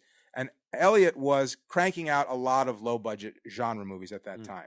So they said, let's bring... So John Lau went to Brad Wyman and said, I read a script you would like, because you like out there stuff. He gave it to Brad. Brad read it. Brad called me, because my number was on the script. He brought me in to Elliot's office. He said, look, I just made my first movie. I want to produce more movies. Elliot, who's my boss, he's funding small movies. Let me be the producer, you be the writer and director. So that was exciting to me, because that's what I wanted. And he said, let's see if we can get Elliot to fund the movie. So I said, great. So he gave it to Elliot, and Elliot did not like it at all. He said, this movie's weird. It won't make any money. He said, but if you have a script for the kids, he said, do you have a script for the kids? Like he meant teenagers, right? If you have a script for the kids, I'll let you direct a movie if you have a script for the kids will like. So, and by the way, Elliot produced one of my favorite movies. There's a poster of it in this building on the wall, The Long Goodbye. Yeah, One of the great best. movie. So anyway, I said, I do have a script for the kids. He said, well, bring it in tomorrow. I said, can I just tweak it a little bit and bring it to you next week? Sure. So I ran home and I wrote one. So this was like a Tuesday. I went, by Monday, I had a script that was like a teen comedy, and I brought it in. And Elliot, I don't think he even read it. He just asked Brad and Cassian, will the kids like it? Yeah. Okay, you can make it. And so he funded my first movie when I was 19. Which one was that? That was called Never on Tuesday. Never on Tuesday. And so you wrote that pretty much like overnight? I wrote it in 5 days. Amazing. Amazing. How does that one hold up? Have you watched it again recently? It's hard for me to watch. It's hard for me to watch. I'll tell you, some people, for a while it was streaming on Netflix. It's no longer streaming on Netflix. I cringe when I watch it. Some people have told me they liked it. I don't necessarily believe them. Yeah. They're being kind. But it was a great first movie experience for me. Got the ball rolling. We had some great cameos because Cassian and Brad grew up with the Brat Pack. So they were their friends. So Charlie Sheen did a small role in it. Nicolas Cage did a small role. Emilio Estevez, Judd Nelson. They all did cameos in it. But that got the ball rolling and enabled me to be able to tell people I was a seasoned writer-director. Okay, so this is uncredited on your IMDb, but did you do Going Overboard after you wrote that? I did. I was not a writer or a director on that movie. My then girlfriend, Valerie Brayman, who was a very talented writer-director, she wrote and directed that movie. Yes. I don't know. Does it say that I'm involved as a writer on that? It says you're uncredited as a writer. I was not a writer on that movie. And for those of you that don't know, this is literally like the first Adam Sandler movie. That's right. And they, after he kind of broke big with like Big Daddy and all those movies, it got released on DVD and it was sold as the lost, first Adam Sandler movie. And it's got a ton of people, Billy Zane, Billy Bob Thornton, like all these like very recognizable famous people. It's true. And way before that. And Valerie wrote and directed that in 1 week. At 23 years old. And she's since gone on to direct and write a lot of great stuff. She wrote and directed Love and Sex, where Jon Favreau plays me and Famke Janssen plays Valerie. Now we can watch that. That's a good movie. That's a really good movie. It's a really smart movie. I remember that one. Oh man! So did your team just roll straight from that film right into Dark Backward? Or no. Okay, so it still took a long time. Yeah, every single project. I mean, it looks like things happen fast when you look at the IMDb page, but every single movie is so hard to get made. Yeah. Even like Psycho Cop 2. I mean, nothing is easy. You know what I mean? And I always fantasize if a movie is a giant hit, is suddenly the next movie super easy? I don't know. I mean, I know a lot of people who are really successful, and they say it never gets easier. So. Yeah. So take us on day one of your first movie. You finally, you banged on doors. You finally got this company to give you money for it. Were you scared out of your fucking mind? I mean, like or were you just like this kind of, I got the confidence. I'm ready. All right. I was very naive, and And so I had more confidence than I should have had. Yeah. But it was a very bizarre experience. We shot it out in the middle of the desert in Borrego Springs, California. And the whole crew and cast stayed at this little hotel out there, right? I was the youngest person on the crew. And the night before we were shooting, it was very embarrassing. Everybody teased me about being the youngest person on the crew. So the night before the first day of shooting, everybody was in the dining hall of this little hotel. Everybody was having dinner. Brad, the producer, was serving the food to everybody. Everybody's laughing and drinking. And somebody from the hotel came into this raucous room and got everybody's attention. Excuse me, can everybody please be quiet? Everybody quieted. Every head turned to her, and she got everybody's attention. She picked up a piece of paper and she said, "Okay, there's a phone call. Adam Rifkin, please call your mother." I never lived that one down for the rest of the shoot. But I will tell you, the first day of production was very eye-opening for me, because I thought when I was making tiny little movies as a kid that I was just playing, and that someday I was going to learn how to make real movies. And when I got on the set of a real movie, it kind of gelled that the principles are exactly the same. You just have bigger cameras, more people to help you, more money to facilitate what you want to do, but the principles are the same. And once that kind of clicked in my mind, I felt a little more comfortable. And also, too, the DP gave me great advice that I still remember to this day, and I still think about on every movie, because when you're directing a movie, and something I didn't expect is that you're asked 8 million questions all day, every day. Mm-hmm. Do you want the toothbrush to be red or yellow? Do you want the car to be a VW or a Volvo? Do you want the hat to be a top hat or a bowler? All day, every day, right? And whatever you say, you have to own that choice. So he said to me, you're going to be hit with all these choices, and once you say yes, if you don't like it down the line, it's your fault. So be careful what you say yes to and say no to, because you can't down the line say, "Oh, that asshole prop guy, he messed up that prop." But if you said yes to that prop, it's your fault. So it makes me have to pause and think before I say yes or no on every decision, on every movie, and I still think about that today. That's excellent. Excellent advice. Yeah. So how did you get in a position to make The Dark Backward? Because, as you said, it's a weird movie. And it probably wasn't easy to convince somebody to put up the money to make this thing, but you did end up making it happen fairly early in your career. Yes. Well, we got real lucky with that, too. So we couldn't get that movie. And at that time, too, I wanted to make it in black and white, which was impossible at that time. Oh, my God. That totally makes How sense. artsy of you. Yeah, exactly. Like Mickey 1. Mickey 1 has the comedian, the Warren Beatty. Similar thing. But nobody would give us money to make that movie until Judd Nelson, at the time, was a bankable actor, and he read it, and he said, "I'll star in it." But I thought of Judd Nelson as a tough guy, and he wanted to play the lead, which is a real nerdy guy. Yeah. And I didn't think he could do it. I just couldn't imagine him being able to do it. And he wanted to audition for me and prove to me he could do it. So we literally went to different comedy clubs, open mic nights around, because the character is a really bad, really shy, really nerdy stand-up comic who's not funny. And he went up in disguise. He's Neil Hamburger. What Neil Hamburger is now, he was way ahead of the curve. 100%. That is completely true. So he would go up on stage and in the nerdiest, most cripplingly geeky way, tell these horrible jokes, totally committed. The audience had no idea how to process what they were watching. And I thought, this guy is brave as all hell. Yeah. He's definitely going to play the part. Yeah. So that suddenly got interest in funding the movie. A company at that time called RCA Columbia and a guy named Larry Estes greenlit the movie. Now, they had just been flying high off the success of Sex, Lies, and Videotape. Mm-hmm. And so then he suddenly got some freedom to greenlight a whole bunch of movies. And one of them was The Dark Backward. And I don't think he read it, actually. That's also the birth of like the Sundance movie. Like it's true. That was right all at Reservoir, that time. All happened right then. Right at that time. Living in oblivion. Yeah. Yeah, exactly. So he greenlit. I don't think anybody read it. And then when everybody saw it, they hated it. What the fuck is that? Yeah, but we got a great cast. I mean, Bill Paxton. Bill Paxton was incredible in it, and James Caan, and Wayne Newton and Lara Flynn Boyle. It was really a amazing time. And I had no appreciation, again, because I was so naive. I had total freedom to make that movie how I wanted. Nobody to answer to, right? Because RCA Columbia just said, if you can bring it in for this budget, go. You can do whatever you want. And so no interference from the boys upstairs, as they say. And I had no true appreciation for how rare that is. And I learned in many movies since that doesn't come along very often.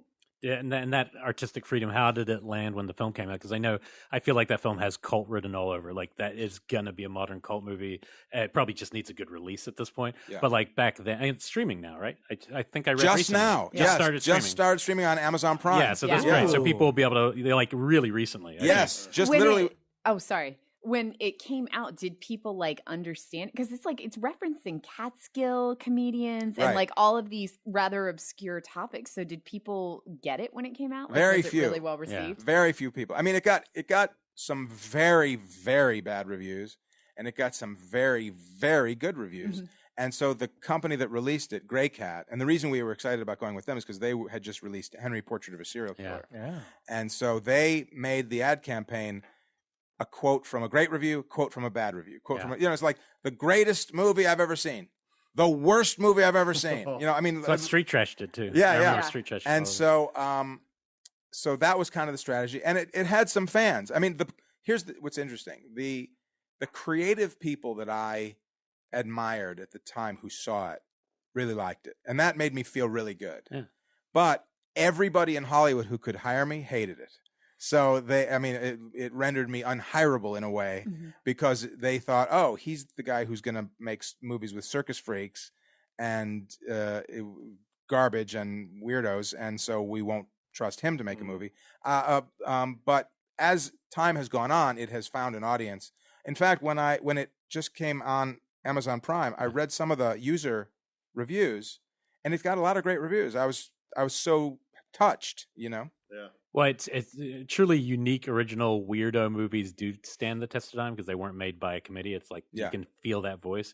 But you worked straight away, so that, like, when you say you're kind of going to a director's jail, but then the chase is, like, in my mind, we were talking about off air, I always thought of that as kind of a big movie because it feels big. It feels like a big chase action movie. Well, I'll tell you, perception is everything, as we all know in Hollywood. So The Chase is actually a very small independent movie that was obtained by Fox and given a release and made to look like a studio movie. Right, and Charlie Sheen was super hot, right? Charlie Sheen was very hot at that time. And I knew him because he had been in my first movie, Never on Tuesday, and so we had formed a friendship, and so he agreed to be in The Chase. But I mean, that movie was made very Roger Corman style, and the movie that kind of inspired that movie the most was Vanishing Point. Oh, gosh, I have posters of that all over my house. Such a great movie. It's my favorite movie. So, because that way we could pay Charlie a lot of money for a very short amount of time, because 99% of his role is in the seat of that car, So we could shoot him out real fast, but he's still the star of the movie. And then the rest of the time we just shot cars chasing and screeching around corners, and it looked like a big movie. Yeah. And it was a great time, but the perception was that it was a studio movie that didn't perform, as opposed to an indie movie that actually made a ton of money. Oh, because bummer. the movie, because the profits the movie that The Chase made, Fox that year, Fox had we were the number 3 movie in their top 3 highest profits. I kid you not, Mrs. Doubtfire and True Lies and The Chase were the highest profit earners because the movie was made for so little that the percentage of profit was high. You know what I mean? And those other movies were obviously just ginormous hits. Right. But that was not the perception in town. The perception in town was it was a Charlie Sheen studio movie that underperformed. So see, I saw it on a theater in New Zealand. I mean, how cool is that? God bless But you. isn't that cool that, like, my perception that's the same screen that I'd see Mrs. Doubtfire. It's just as big a movie to me. That's like, awesome. Well, I remember really liking it. It's funny you should, this is something that we talked about a minute ago, which is that when I was a kid growing up, I had no perception of whether a movie was successful or not. Right. I only liked it or I didn't like it. Right. And if I liked it, I wanted to see it again, and I wanted to get it on video and watch it over and over. And if I didn't like it, I just never thought about it. I never thought, of movies being successful or not successful. That's why we all grew up when we found out. Wherever you were when you heard that the Thing was a bomb, you're like, "What? What?" Like you just can't believe it because you weren't there. Could at not the time. compute. Yeah, no, that movie was great. Yeah, So how did you get the Chili Peppers in the chase? The Chili Peppers agreed to be in the chase because we hired Henry Rollins to play a cop. I forgot about both of those. Yeah, it was like a huge deal because I remember watching it and being like, "That's Flea!" Like I just discovered Those Chili guys. Peppers. Wait, that done Point Break right around then, right? Yeah. So speaking of not having any studio interference on The Dark Backward, right? I then learned on The Chase,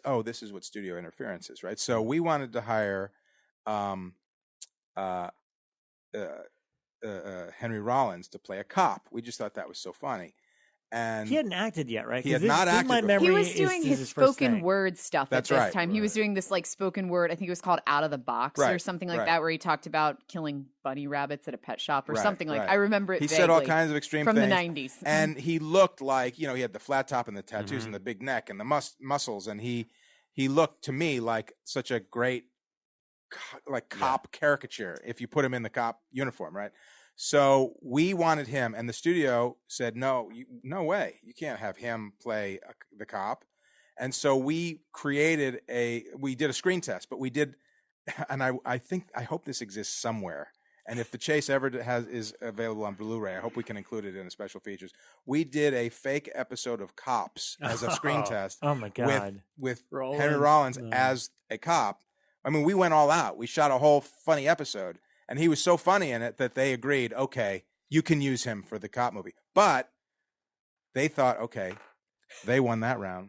We're winning the next round. So then for another role, we got Charlton Heston to agree to play the part. And we called the powers that be, and we said, great news, we got Charlton Heston. They said, no, absolutely not. He's too old. You can't use Charlton Heston at all. We're putting our foot down, and we weren't allowed to use Charlton Heston. And so we used another actor who was fabulous. I mean, I love Ray Wise, brilliant actor, great guy. But we were forced to not use Charlton Heston. Now, of course, James Cameron immediately cast him in True Lies, and he was not too old, and he did a great job. And then he hosted Saturday Night Live, and he was awesome. You know what I mean? But that was a hard lesson for me that this is what interference is like from the powers that be. Let me tell you, if Henry Rollins ever got a copy of that Cops that you did, then he still has it. I can guarantee you that. Because that dude is held on to every single piece of anything he's ever been involved with. And it's in that house of his. That is true. It exists. I'm going to have to reach out to him because that would be a great thing to see again and get out there. But were you nervous about, because I mean, again, he was a musician, Black Flag, Rollins been all that stuff, and he'd never acted before. But was it once you did the Cops episode that you knew he could do it? I actually had a feeling, just having met him, that he was going to be great in the role of a cop. But when we shot the screen test, he was so great that I had absolutely no fear that he could pull it off. And then I think the studio felt, great. He's great. That launched his acting career. Absolutely. And he's super funny. And a lot of the lines he improvised. I mean, he said some really funny stuff. Now, I want to talk about getting into what I assume is the studio system, because I don't know if our listeners know, but you wrote things like Small Soldiers and Mouse Hunt. Mouse Hunt. And so how does that happen? Funny you should ask that. I assume that's called I Like Eating. Well, I like to pay rent. I will tell you this, okay? I love all kinds of movies, all right? Sure. I love big movies, small movies, popcorn movies, indie movies, weird movies, straight down the middle, You're like Joe Dante in that way, and I that's do. so it makes sense. Absolutely. I love all kinds of movies. So I never felt being involved in those movies was selling out or mercenary work, because I love doing them. Yeah. And they also afforded me the freedom to be able to make movies that were smaller and more personal. So to me, it was a win-win. But the way that I got into that world was I had been fired off a big movie, which was at that time the biggest movie I was ever a part of.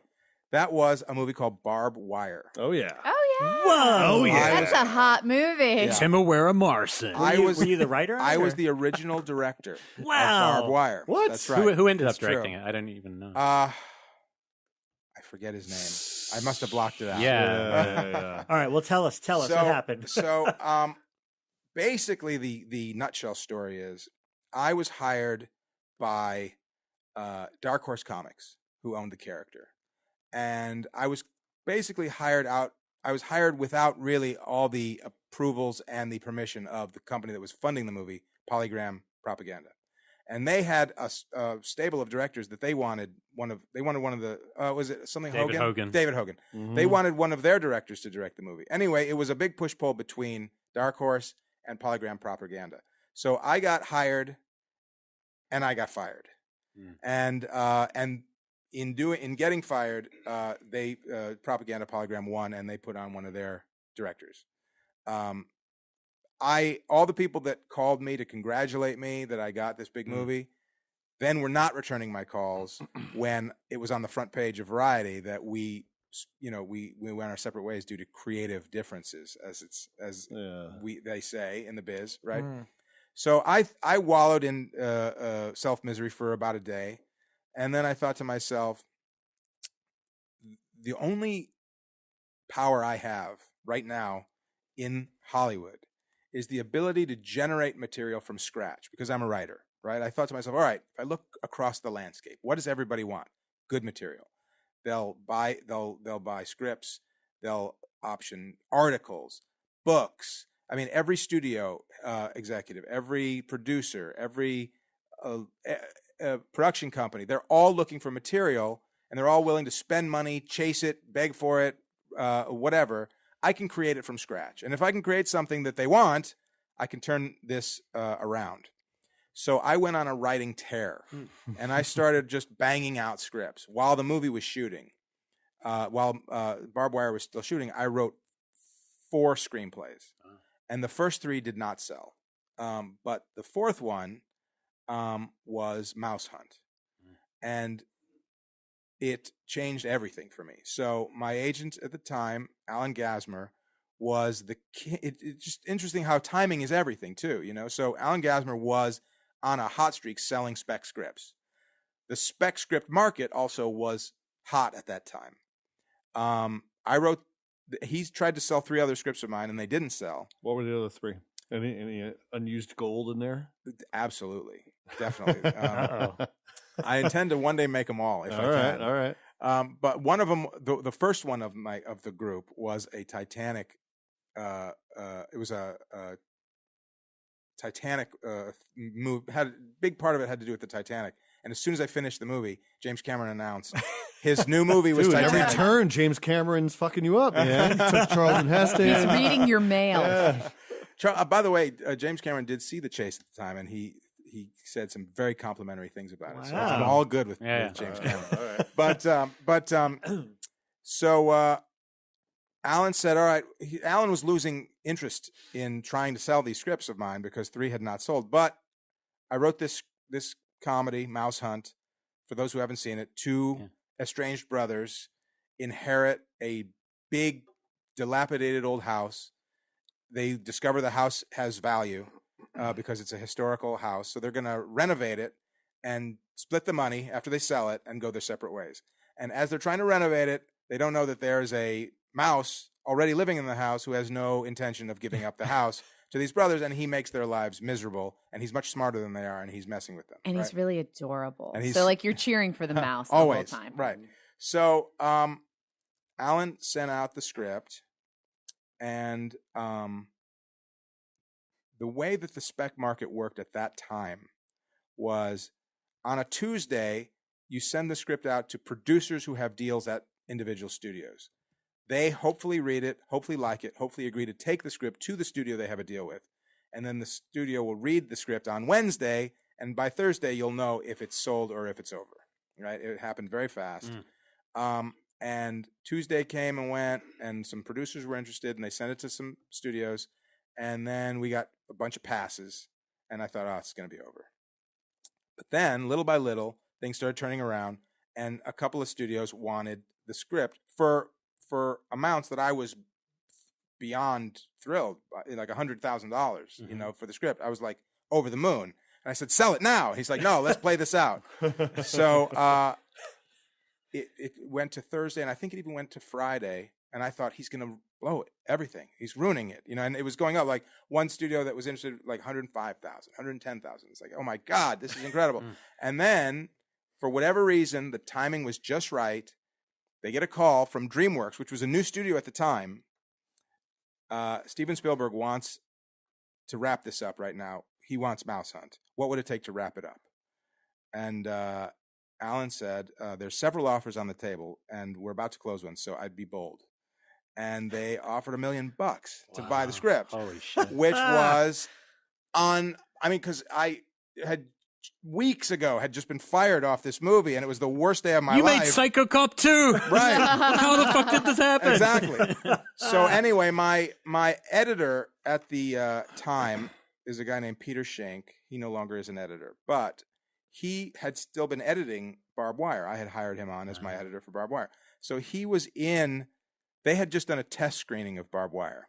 Right. This is my personal little victory, right? I wish nobody ill will in life, just in general, but this is my personal little smirk to the camera.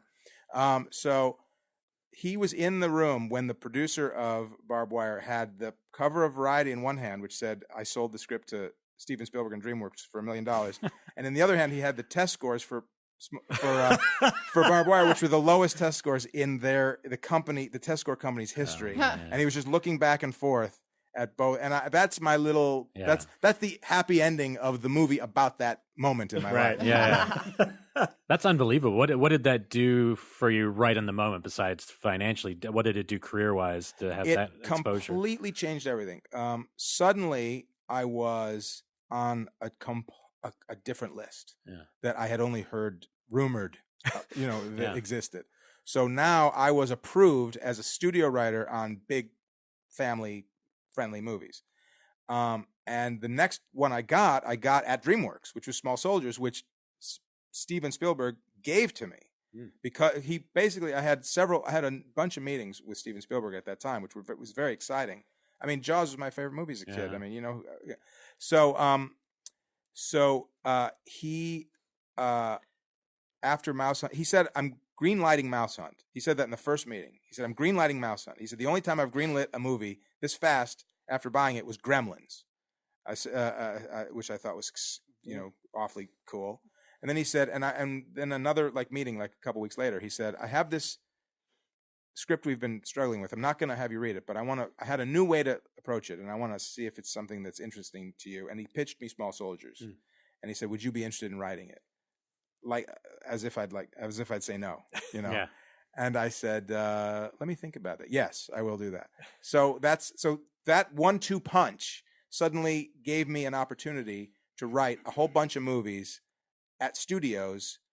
Of a particular type of movie. Nobody was giving me, Sophie's Choice to write at studios, but they were giving me family-friendly movies. Did you write a bunch that didn't get made for that studio? I wrote tons that didn't get made. I wrote a Where's Waldo movie for Paramount. I wrote a He-Man and the Masters of the Universe movie for Fox. I wrote I wrote a sequel to Jumanji that never got made.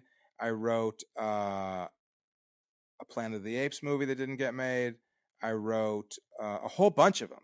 And back in those days too, development hell was just sort of the norm. So many more movies were developed than were ever made. Oh, man. And it was a great gig. And so those opportunities afforded me the freedom to make small movies. And I just funded some of my own movies with the money I made writing these other movies because I got to greenlight my own movies and have total freedom again. It was great.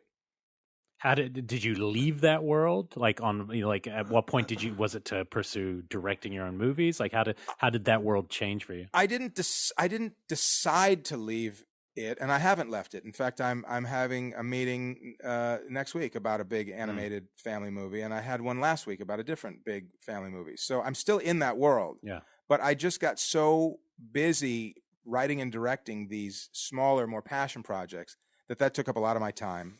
And then after the Writers Guild strike, things changed in the industry, and way fewer films were being developed, right. And those price tags were not being paid anymore. So those were the halcyon days of development hell.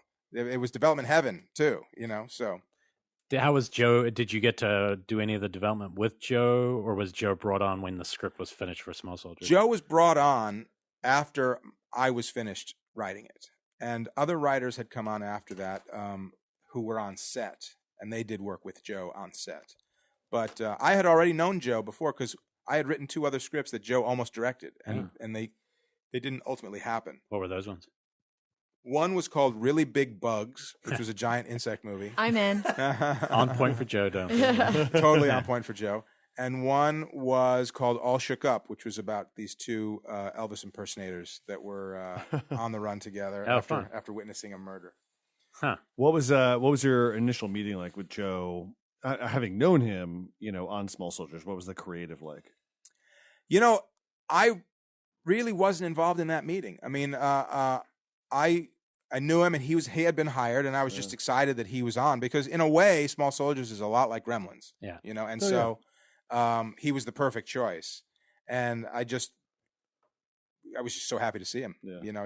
I knew it was going to be in great hands, and I knew the humor would be intact because he's so funny with that stuff. Yeah. What do you think of the final outcome of the movie? I think the movie's great. I really like the way it turned out. It's very close to the way we all imagined it when we were writing it, and I know Joe totally got what we were doing, and he did a great job. So that's cool. One thing that's really sad though is obviously the death right just days before the movie opened of Phil Hartman, which was terrible. Right? Yeah, sure. I hadn't thought about the timing of that. Yeah.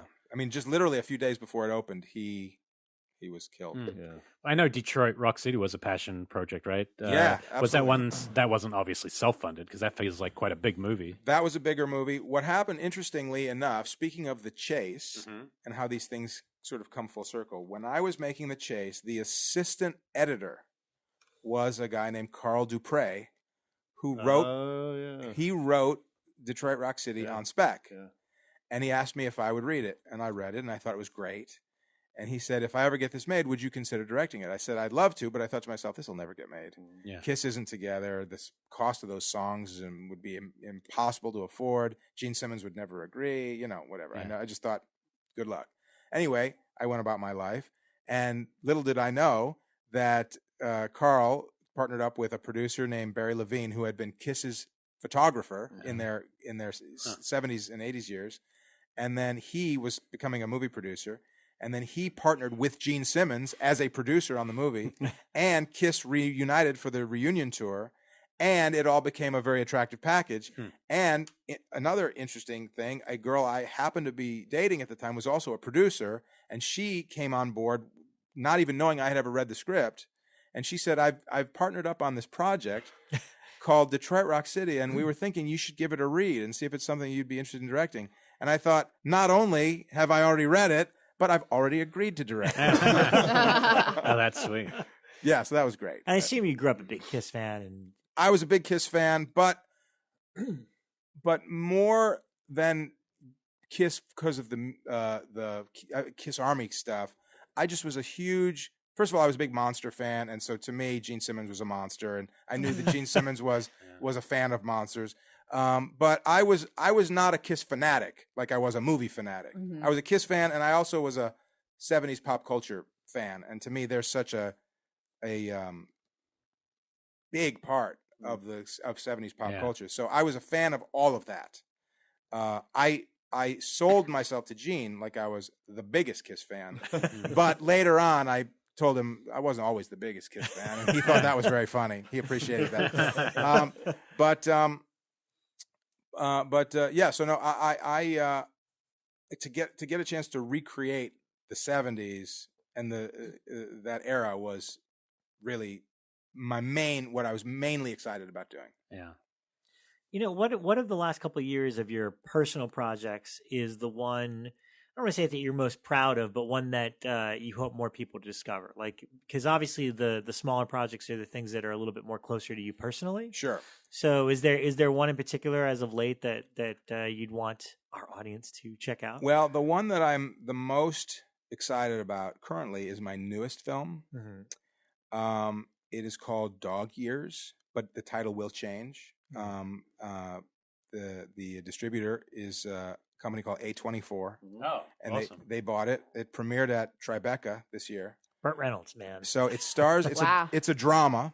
Oh, I've seen a scene from this, believe it Oh, or you not. have? Because a certain writer of A History of Violence, he said it's one of the best things he's seen in a long time, Josh. It's so cool. And he showed us just the start, and he said it blew his mind at Burt Reynolds at the opening, and it was an amazing moment. I'd forgotten what the movie was till now. So Thank you. I haven't seen the whole thing, though. So it's a drama. It's about an old man who used to be the biggest movie star in the world and now finds himself on hard times. And the events of the movie force him to face the mistakes of his past, right? And I wrote it specifically for Burt Reynolds. Wow. Because when I was a kid, Burt Reynolds was my hero, right? Coolest I mean, guy the on coolest screen. guy on the planet, biggest movie star in the world, but also the most approachable, funniest, talk show stories like you never could possibly believe. I mean, just the greatest guy. And so when I got older and I started making movies of my own, I thought to myself, you know, I always felt Burt never got his due as an actor because of the choice of movies he made. Yeah. You know, they were fun, but sort of fluff movies. And his contemporaries were getting all the Oscars. And I thought, you know, but he's a great actor. And he never looks like he's acting, no matter what movie he does. And also, he's great in Deliverance. He's genuinely great. That's one of my favorite roles. He's genuinely great in The Longest Yard. White Lightning. Yeah, it's great in those. That Yeah. film, So I thought, I'm just worried that people are going to only remember how great he is after it's too late. So I thought, I'm going to roll the dice. I'm going to write a movie for Burt Reynolds that I think could be like a great final role. And I'm going to send it to him. And some friends said, well, why don't you call him and see if he's even open to doing something like that, and before you spend the time writing it. I said, no, because the best version of me doing that is him saying, I'll read it when you finish it. Send it to me. So I thought, I'm just going to write it now, roll the dice, and try it. So I wrote it for him. I'd never met him. I submitted it to his manager, and I said, please tell Burt that if he doesn't want to make this movie, I'm not making it. I only wrote it for Burt. And the next day, I get a call from Burt Reynolds, which was a mind blower. I mean, I've met famous people before, but Burt Reynolds is in a different league to me. Yeah. Right? When I think of movie star, I will forever think of Burt Reynolds. I mean, him and Clint Eastwood are the last two big ones I can think of from a different generation. Absolutely. So he called me up and he said, listen, this script hits very close to home, and it deals with things that are hard for me to deal with. And I thought, okay, he's going to say no, thank you. But then he said, and if you had sent it to me 10 years ago, I wouldn't have been able to face it. But he said, now where I am in my life, I have to do it. And he said, I'm in. And my mind was blown. Yeah, and so he's so good in the movie. That's what I've heard. It didn't it play at Tribeca? It premiered at Tribeca. Because I was there, and I wish I had seen it, because I was there for 2 days, and I didn't get to see it. Oh, too bad. Yeah. Well, it premiered at Tribeca, and out of Tribeca, it got bought by A24, who were our first choice for distributor. The best company right now. I mean, they know how to release indie movies like nobody's business. And so they have a really great idea for a new title, which we love, which I'm not allowed to say because they're going to do it as an announcement.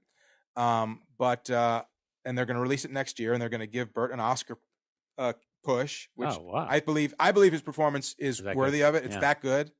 And I'm just so thrilled that it's been getting positive attention, because it's my love for Burt is what started this, and the fact that Burt's getting love because of his performance makes me feel really good. That's really phenomenal. A beautiful story. I can't think of somebody going out on a limb, spending the time to write something with it's kind of like writing a love letter to the one person you love, where you could get denied. Totally. It's very I don't know. It feels like it's from a Jane Austen, but to Burt Reynolds, right? Which I love. It's awesome. But I'll tell you this: when I was a kid, dreaming about what it would be like to be pals with Burt Reynolds, they say you never meet your heroes because you'll always be disappointed. But he's exactly what I dreamed he would be like. He's just the coolest, greatest, sweetest, most funny guy. He's everything I hoped he'd be when I was a kid. Why didn't he, and he might have even talked about it, I've always wondered, because the only other great role he's had in the last like 20, 30 years was Boogie Nights. Right. Why did he not get that, do you think? Because he just obviously, I mean, he was amazing. To me, that's Oscar worthy too, but he clearly, he fired his manager over, he hated the movie. What was that about, you think? He had issues with the subject matter, and which makes sense. Yeah, and so ultimately, he knows the movie's good, and he appreciates the people appreciate him in the movie, but the experience and what the movie's about. Burt is a Southern gentleman, frankly. Okay, interesting. And he felt the movie glorified the porn world, and ultimately he was left uncomfortable with that. Interesting. Wow. But he deserves an Oscar, all the Oscars for Sharky's Machine. Oh my God! Because that's my favorite of all his movies. I love Shark, and he directed it. He directed Sharky's Machine. Movie. He directed The End, which is a great movie. I mean, he's a great filmmaker. Yeah. Well, we're running out of That's time and great stuff, but let's talk a little bit about the genre. Like, how often since you love movies, how often do you keep up on movies? What are kind of the horror things you've seen in the last couple of years that really excite you and kind of renew your love of the genre? Well, I try to watch movies as often as I can. I just love movies, and I'm an easy audience because I just love the experience of movies. I know a lot of people who are super critical. And, I can recognize intellectually, when something is working or isn't working. But if I'm engaged, I'm having fun with a movie, I like it, even if it's not a great movie, That said, I love great movies, So, some of the movies that I've seen lately that I liked, I liked, there's what's the Netflix movie with the demon and the book, and what's the name of it? I'm bad with names. Adam's movie. Adam Wingard's movie. Death Note. Oh, Death I like Death Note. Yeah. I like Death Note. I thought that was fun. I thought that demon was cool. You know what I mean? Do you like kind of more serious, like movies like The Witch and stuff? Do you like that kind of horror? Or do you prefer the fun? I like it all. I'll tell you this: movies with monsters and demons and stuff like that. Sweet spot. I love them, but they don't scare me. I love them, but they don't scare me. The movies that are more real are the ones that scare me. Yeah. The ones that I actually think, like for example, right when I was arriving here tonight, and I was in the parking lot, and nobody was around, and I was knocking the door, and nobody could hear me. I felt like this was the beginning of a Jason Blum movie. I swear to God. It's like an industrial parking lot. Yeah. The gate closed behind me. I didn't know how I was going to get out. That kind of thing. It was we set it up for you. Very well done. Purge 4. Very well done. And then Adam scared the shit out of me because I opened the door and he was standing behind it where I couldn't see you, and he just popped out. That's true. And so we were both in a Jason Blum movie. But tonight. Things that are real scare me more. Yeah. Like I saw the original Paranormal Activity like 2 years before it came out, right? And I was turned on to it by Joe Lynch, who had seen it at Slam Dance, right? And so I reached out to Oren and asked him for a copy of it. And so I didn't know him, but I met him because of Joe Lynch. And I watched that alone at night at home, and that scared the crap out of me because I felt like that, like just sounds in the middle of the night feel more real to me than giant monsters. But that said, I love giant monster movies, and I love gore. And mean-spirited movies aren't as fun to me. Yeah. Where I really feel that the filmmaker or the fans are fetishizing a sort of a pain and a loss and a torture that sort of loses fun. I don't really get into. I've seen a lot of them, and I'll see more of them, and I'm fine that they exist, but they're just not as fun for me. I remember when I was a kid, I can't remember what the movie was. I remember I was in line when I was like 12 at midnight for some movie that was like it was like a torture porn movie. It might have been Pieces. I heard you guys talking about Pieces earlier. It might have been Pieces. And some of the people in the audience, to me, in the line waiting to get in, felt a little too much like they were too into the idea of people actually being killed. Like this was fulfilling a genuine fantasy of theirs. I didn't like that so much. Yeah. To me, I was so excited when I was growing up about Rubberheads and Tom Savini and Rick Baker, and look how real that looks. But fantasy. I know how fantasy is what you're buying into. Yes, we always talk about that. I love the fantasy of that kind of stuff, but I don't like real violence. I don't want to see a snuff film. You know what I mean? I don't want anybody to really be hurt. I don't like when real animals are hurt. I just don't. I don't like any of that. I like the fantasy of it. But you don't. So you don't love realism like Chillerama? Like your segment in Chillerama was just so real. There's no better creature than Godzilla. That's actually a true story. It happened to me. That is a hell goopy movie. You're part of that. Watching that, you just need some bleach and some tissues. Just clean yourself and up. A shower, a good shower. Jesus Christ. Man, Adam, we can talk on and on, but let's save it for the next time you come on, because we're going to be talking about some of the other movies, including the one that we're trying to get out into the world. would love it. That would be fantastic. So thank you so much for coming out, man. Thank you so much for joining us. Thank you all very much. And I will say, if I just may, on the way out, because we are in Jason Blum headquarters, a movie that came out recently that I loved was Get Out. Of course. Awesome. I thought it was brilliant. awesome. It was scary. It was cool and funny. It's not a comedy, though, right? According to Golden Globes say it's a comedy, so it's officially a comedy. But Golden Globes have a long track record of miscategorizing. It's something will be a comedy musical. But the other thing too is it's not necessarily a drama.